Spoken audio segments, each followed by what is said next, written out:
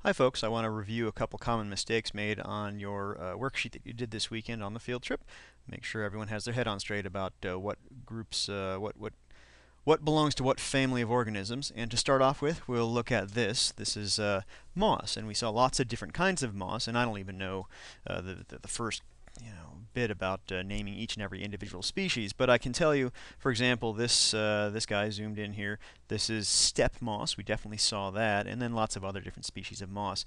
Moss is a green plant. It just happens to be a non-vascular plant. It doesn't have a specialized vascular system per se. And then they're in the family of plants called bryophytes. Okay, but that is a green plant. Some folks had that down as a protist, and that would be incorrect.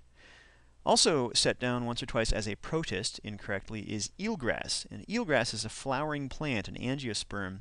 All of its closest relatives are on land. The angiosperms actually evolved completely on land. So that's one to understand. Also coral.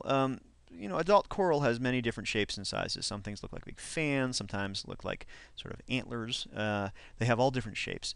But when you look closely at them, it's obvious who they're related to. These all look like little sea anemones or jellyfish, and that's the cnidarian family. The C is sort of silent, so cnidarians. So coral is a cnidarian. Some folks had this down as porifera. It is definitely not a sponge. Far more complex of an organism than that. Also, I don't think we saw any nematodes. I think mostly what we saw were annelid marine worms, and some of the marine annelids actually have these feathery little, almost feet-like things all the way around them.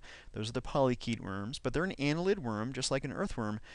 This one looks much more like an earthworm. This is an oligochaete worm, and it has none of the little setae, or very few of them, these little spikes coming off these little segments. So I don't think we saw any nematodes. Mollusks are incredibly diverse, and here's an example of a few that share the traits of having tentacles and fully developed eyes. Of course, here's a really ornamental looking octopus. Squid, we saw a squid. I can't remember what somebody put that squid down in, the error that jogged my mind here to do this. And then here's a really neat one, the chambered nautilus. That's worth looking up, the chambered nautilus, because it looks like a snail with a squid coming out one end. They're really interesting. Other mollusks include slugs, and these guys are not to be confused with sea cucumbers, which are echinoderms, like starfish and sea anemones. But these are truly marine slugs, so they're mammals. Okay, and there's a terrestrial slug you'll see in the backyard.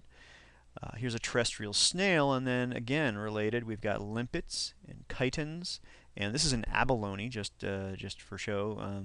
These guys are the ones that are prized for harvesting for eating. And of course, then clams are also mollusks, and there's all different kinds: clams, scallops, oysters, all sorts of things like that. This is a living scallop here, and you may have noticed all these little jewel-like dots. Hard to see here. Those are its eyes, and they've got them along the top and the bottom here. And then, of course, clams can get very large. So here's a giant clam, and a diver right next to it for comparison. And lastly, Grace Teller wrote down she observed a mermaid. And I just have to tell you, I mean, you're young scientists, and you should understand this is a collaborative endeavor. Science is a collaborative endeavor. And when you make an observation like this, it is really behooving of you to let other people know. So, Grace, when you saw this mermaid, you really should have come and just found somebody to share the experience with you, because they're very, very rare.